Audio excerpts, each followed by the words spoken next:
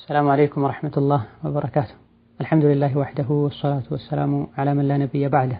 أما بعد ሰሞኑን ሐጅን የሚመለከቱ እንደዚሁ የዙል ሒጃ የመጀመሪያ 10 ቀኖችን የሚመለከቱ ጥያቄዎች በብዛት እየተነሱ ስለሆነ በተናጠል ከመመለስ ሌሎች የሚጠቀሙበት ዘንድ አንድ ላይ መመለሱ ይሻላል በማለት እንደ ሁኔታው ክፍት ሰዓት ስናገኝ የተወሰኑ ጥያቄዎችን ለመመለስ እንሞክራለን። ጥያቄዎችን ከመለሴ በፊት ሁላችንም እንደምናውቀው ዛሬ ቅዳሜ ዙል ሒጃ 1 ነው። ነቢያችን አለይሂ ሰላቱ ወሰላም በዙል ሒጃ የመጀመሪያ 10 ቀኖች ኸይር ስራ ማብዛት አላህ ዘንድ የተወደደ እንደሆነ ሶሒህ በሆነው አብዱላህ ኢብኑ አባስ ባስተላለፉት ሐዲስ ተናግረዋል። ማ ሚን አያሚን አልዐመሉ ሷሊሑ ፊሃ አሐቡ ኢለላህ ሚን ሃዚሂ አልዐሽር ብለዋል። አላህ ዘንድ ሱብሓነሁ ወተዓላ ኸይር ስራ ከመቼውም በላይ በእነዚህ 10 ቀናት ውድ ነው ጂሃድ እንኳ ከማድረግ ብለዋል። አላህን የሚወዱ ሰዎች አላህ በሚወዳቸው ቀናት ኸይር ስራ ሊያበዙ ይገባል። አላህ ሱብሓነሁ ወተዓላ ነቢያትን ይወዳል፣ መካን ይወዳል። እንደዚሁ ደግሞ ከቀናት እነዚህ ቀኖችን ይወዳል። በእነዚህ ውድ በሆኑ ቀኖች ውዱን አላህን ሱብሓነሁ ወተዓላ ልናስደስትና እሱ የሚወዳቸው ነገሮችን ልንሰራ ይገባናል። በእነዚህ 10 ቀናት የሚሰሩ ኸይር ስራዎች ምንዳቸው እጥፍ ድርብ ይሆናል። በእነዚህ በተከበሩ ቀናት የሚሰሩ ወንጀሎችም አላህ ዘንድ የሚያስቀጡት ቅጣት ከፍተኛ ይሆናልና ኸይር ስራ ላይ ልንሽቀዳደም ከሸር ስራ ወደ ኋላ ልንልና ልንተውበት ይገባናል። ቁርአን ልንቀራ፣ ዚክር ልናበዛ፣ ተክቢር ልናበዛ፣ ሰደቃ ልንሰጥ፣ የቻልነውን ያክል ኸይር ስራ ልናበዛ ይገባናል። አላህ ሱብሓነሁ ወተዓላ ኸይርን ስራ ካገረላቸው ከሸር ከጠበቃቸው ባሮቹ ያደርገን። አንድ ሁለት ጥያቄዎችን ስንመለከት ሐይድ ላይ ያሉ ሴቶች ሐጅ ወይም ዑምራ ማድረግ ቢፈልጉ ሐይድ ላይ ሆነው ኢሕራም ማድረግ ይችላሉ ወይ? ኢሕራም የሚያደርጉትስ ከየት ነው የሚሉ ጥያቄዎች በተደጋጋሚ ይነሳሉ። ነዓም ሐይድ ላይ ሆኖ እንደዚሁ የወሊድ ደም ላይ ሆኖ ኢሕራም ማድረግ ይቻላል፣ ምንም ችግር የለውም። ሐዲሱ ጃብር በመባል የሚታወቀው ረጅሙ ሐዲስ ላይ ነቢዩ አለይሂ ሰላቱ ወሰላም ለሐጅ የተጓዙ ሳለ ከሰሓባ ሴቶች መሃል አንዷ መንገድ ላይ ወልዳለች። ሐጇን እንድትነይት ነቢዩ አለይሂ ሰላቱ ወሰላም መክረዋታል። ሆኖም ሐይድ ላይ ያለች ሴት ባለችበት መልኩ ሆና የሚከለከሉ ልብሶችን አውልቃ መሐረም ትችላለች። እስክትጠራ ድረስ ከሐረም ውጪ ያሉ ቦታዎች ላይ ሁሉ ተገኝታ ዒባዳዎችን ማድረግ ትችላለች። አረፋ ላይ መቆም ትችላለች ሐይድ ላይ ሆነ። እንደዚሁ ደግሞ ሙዝደሊፋ ማደር ትችላለች ሐይድ ላይ ሆነ። ሚና መቆየትና ጠጠሮችንም መወርወር ትችላለች። መተከለከለው ጠዋፈል ኢፋዳ ማድረግ ነው። ካዕባ ውስጥ ያለው መስጂድ አልሐራም ገብታ ጠዋፍ ማድረግና ዒባዳ ማድረግ ነው የምትከለከለው። ስትጠራ ደግሞ የተቀረውን በካዕባ ዙሪያ የሚደረገውን ጠዋፍ እንደዚሁ ሰዓይ ማድረግ ትችላለች ነው። ከስህተቶች አንዱ ሐይድ ላይ ነኝ ብለው ኢሕራም ሳያደርጉ መካ ዝም ብለው መግባታቸው። በርካታ ሴቶች ሐይድ ላይ ሆነው ወደ መካ ዝም ብለው ነው የሚገቡት። ሐጅ ወይም ዑምራ ለማድረግ እቅድ ያለው ሰው ሚቃትን ያለ ኢሕራም ማለፍ የለበትም። ሚቃት እንደደረሱ ሐጅ ላይ ዑምራ ላይ ላለ ሰው የሚከለከሉ ልብሶችን ቀይሮ ኢሕራም ማድረግ ግዴታ ነው። ሴት ልጅ ኒቃብ ማሰር አትችልም፣ ጓንት ማድረግ አትችልም። ከዚህ ውጪ የፈለገችውን ልብስ መልበስ ትችላለች።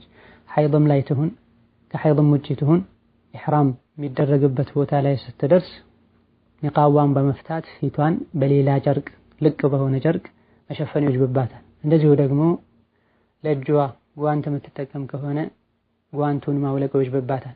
ነገር ግን እጇን በሌላ በሻርፓ በአባያዋ መሸፈን ግዴታ ይሆንባታል። ሚቃት እንደደረሰች ለበይክ አላሁመ ዑምረተን አው ሐጀን አው ዑምረተን ወተመትዐን ቢሃ ኢላ ሐጅ የወሰነችውን የሐጅ አይነት መነየት ይኖርባታል። አማ ሐይድ ላይ ነኝ ብሎ ሚቃትን አልፎ ዝም ብሎ መካ መግባት ትልቅ ስህተት ነው። አላዋቂዎች ዝም ብላችሁ መካ ገቡና ከዛ በኋላ መስጂድ አይሻ ሄዳችሁ ትነይታላችሁ ይሏቸዋል። እንደዚህ ተበለናል ይላሉ ብዙዎች። ስህተት ነው፣ እንደዚህ መደረግ የለበትም። ሐይድ ላይም ሆኖ ቢሆን መነየት ይቻላል። የሚከለከለው መስጂድ አልሐራም ውስጥ ገብቶ ጠዋፍ ማድረግ ብቻ ነው። ከዚሁ ተያይዞ የሚነሳው ጥያቄ የወር አበባ ደም እንዳይመጣ አስቀድሞ መድኃኒት መውሰድ እንዴት ይታያል ይላሉ። የጤና ባለሙያዎችን አማክሮ ብዙ ጉዳት እንደሌለው ከታወቀ ቢወሰድ ምንም ችግር የለውም። በዘመኑ ያሉ ዑለሞች እንደሚቻል ፈትዋ ሰጥተዋል። ረመዳንን ለመጾም ሐጅን ሐይድ መጥቶ ሳያቋርጥባት ለማጠናቀቅ ፈልጋ አንዲት ሴት የወር አበባን ማቆያ መድኃኒት ብትወስድ ችግር የለውም ብሏል። ነገር ግን ጉዳት አለውና የጤና ባለሙያ ማማከር ያስፈልጋል ብለዋል። ሁለተኛው ጥያቄ አሽሩ ዙል ሒጃ እንደገባ ኡድሒያ ማድረግ የፈለገ ሰው ፀጉሩንና ጥፍሩን እንዳይቆርጥ ተብሏል። ይህ ማንን ነው የሚመለከተው ይላል።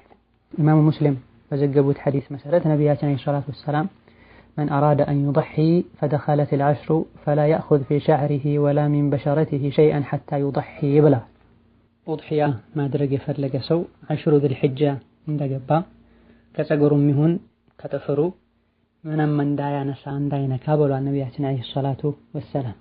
ይህ የሚመለከተው የቤተሰቡን ኃላፊ ነው። የቤተሰብ ኃላፊ ሆኖ ኡድሒያ የሚያርደውን ሰው ነው። አባት አለ ደግሞ የቤተሰብ ኃላፊ ሆነው ማንኛውም ግለሰብ ይህ ሐዲስ ይመለከተዋል፣ ወንድም ይሁን ሴት። እዚህ ጋር የሚነሳው ጥያቄ ለወላጆቼ ገንዘብ ልኬ ኡድሒያ ያርዳሉ፣ አቅም የላቸውም፣ ይህ እኔንም ይመለከተኛል ወይ ይላሉ።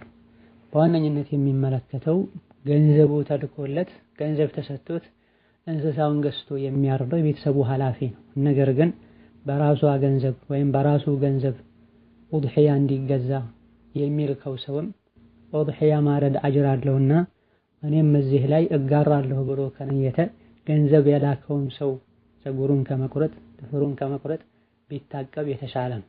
በዋነኝነት ግን የሚመለከተው ገንዘቡን በስጦታነት መልኩ በእርዳታ መልኩ ተሰጥቶት የሚያርደው የቤተሰብ ኃላፊ የሆነው አባት፣ ወንድም፣ እናት ናቸው መታቀብ ያለባቸው። ሆኖም በገንዘቡ ኡድሒያ እንዲገዛ የሚልከው ሰው በዒድ ዕለት ለአላህ ብሎ ማረድ ትልቅ አጅር አለውና ይህ አጅር ላይ መጋራት ፈልጋለሁ፣ ኡድሒያ ማረድ ፈልጋለሁ ያለ እንደሆነ ገንዘቡን የላከው ሰውም ጥፍሩንና ፀጉሩን ከማንሳት ቢታቀብ ጥሩ ነው። የተገዛው እንስሳ ከበግ ውጪ ከሆነ የተገዛው በሬ ከሆነ ግመል ከሆነ ከአንድ በላይ የሆነ ሰው ለኡድሒያ ሊያርደው ይችላል። በግ ከሆነ ግን ለአንድ ሰው ነው ሊሆን የሚችለው። ወከዛልክ አንድ ሰው ሌላ ሀገር ሆኖ ቤተሰቦቹ ጋር ያለን ሰው ቢወክል ጥፍሩንም ይሁን ፀጉሩን ከመቁረጥ መታቀብ ያለበት ኡድሒያ የሚታረድለት አካል ነው፣ የተወከለው ሰው አይደለም። ወካዩን አባት ሌላ ሀገር ቢኖር ለቤተሰቦቹና ለልጆቹ ኡድሒያ እንዲያርድ ወንድሙን ቢወክል አሊያ ደግሞ ልጁን ቢወክል ጥፍርና ፀጉሩን ከመቁረጥ መታቀብ ያለበት የወከለው አካል ነው፣ ሌላ ሀገር ያለውና ገንዘብ የላከው ማለት ነው። ቤተሰቦቹ በሙሉ ፀጉራቸውን ከመቁረጥ ጥፍራቸውን ከማንሳት ቢታቀቡ ጥሩ ነው የሚሉ የተወሰኑ ዑለሞችም አሉ። ላኪን ራጅሑና ደሊል ያለው ኡድሒያ ማድረግ የሚፈልገው ሰው ብቻ ነው። ኡድሒያ የሚደረግለት ሰው ቤተሰቦቹ ማለት ነው። እዚህ ሐዲስ ውስጥ አይካተቱም። አናነሳም ቢሉና ከሑጃጆች ጋር እንመሳሰላለን ቢሉ ምንም ችግር የለውም። ላኪን ሐዲሱ የሚመለከተውና አታንሳ የሚባለው ግን የቤተሰቡ ኃላፊ የሆነው ኡድሒያውን የሚያርደው ሰው ነው። ሌላውና ሶስተኛው የመጨረሻው ጥያቄ የዙል ሒጃ 10 ቀናትን በመደዳ መጾም እንዴት ይታያል? አንዳንድ ሰዎች ቢድዓ ነው ይላሉ። ዘመኑ ያለ ዒልም የሚናገሩ ሰዎች የበዙበት ዘመን ነው። ቅድም መግቢያ ላይ ባነበብነው ሐዲስ ማ ሚን አያሚን አልዓመሉ ሷሊሑ ፊሃ አሐቡ ኢለላህ ብሏል ነቢያችን ሰለላሁ ዐለይሂ ወሰለም። መልካም ስራ ተወዳጅ የሚሆንበት ቀን የለም አላህ ዘንድ እንደ ዙል ሒጃ 10 ቀናት ብለው። ከመልካም ስራዎች መሃል አንዱ ጾም ነው። ከሰሐቦች መሃል አንዱ ወደ ነቢያችን መጥቶ አንቱ የአላህ መልእክተኛ ሆይ አዘውትሬ የምሰራውን መልካም ስራ ጠቁሙኝ እስቲ ሲላቸው ጾምን አብዛ ብሏል ነቢያችን ሰለላሁ ዐለይሂ ወሰለም። ከመልካም ስራዎች መሃል አንዱ ጾም ነው። ነቢያችን ሰለላሁ ዐለይሂ ወሰለም በዙል ሒጃ 10 ቀን መልካም ስራ ከመቼውም በላይ ይወደዳል ብለው ከመናገራቸውም በተጨማሪ እሳቸውም የዙል ሒጃ 10ን ይጾሙ እንደነበረ አልባኒ ሶሒህ ባሉት ሐዲስ ተዘግቧል። عن بعض أزواج النبي أنه كان يصوم 9 ذي الحجة ويوم عاشوراء و3 أيام من كل شهر. أبو داود إمام البيهقي ዘግበውታል። አልባኒ ሶሒህ ብለውታል። ነብዩ ሰለላሁ ዐለይሂ ወሰለም ከምስቶቻቸው መሃል አንዱ እንዳስተላለፈችው የዙል ሒጃ 9 ቀኖችን ይጾሙ ነበረ፣ የውም ዓሹራንም ይጾሙ ነበረ፣ በየወሩ 3 ቀንም ይጾሙ ነበር ተብሏል።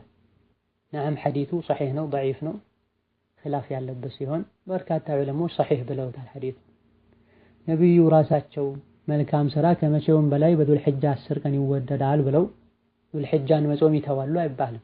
ነዓም አንዳንድ ጊዜ ዋጅብ ጾም እንዳይመስል አንዳንዴ ሊተውት ይችላል። አንዳንዴ አሟቸው ሊተውት ይችላል። ሙሳፊር ሆነው መንገደኛ ሆነው ሊተውት ይችላል። ለዚህም ነው አይሻ ረዲየላሁ ዐንሃ ነብዩ በአሽሩ ዱል ሒጃን ሲጾሙ መጨረሻቸው አላቀም ያለችው። ዑለሞች ይህን ሲያብራሩ እሷ አላየችም ማለት ነብዩ አልጾሙም ማለት አይደለም።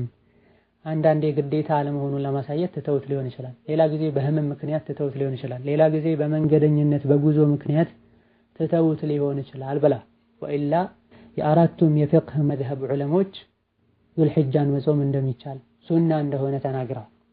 ነወዊ ረሒመሁላህ ተዓላ ፈሰውሙሃ ሙስተሐቡን ኢስቲሕባበን ሸዲዳ ብላ አሽሩ ዱል ሒጃን መጾም የጠበቀ ሱና ነው ብላ ሸውካኒም ተመሳሳይ ንግግር አላቸው።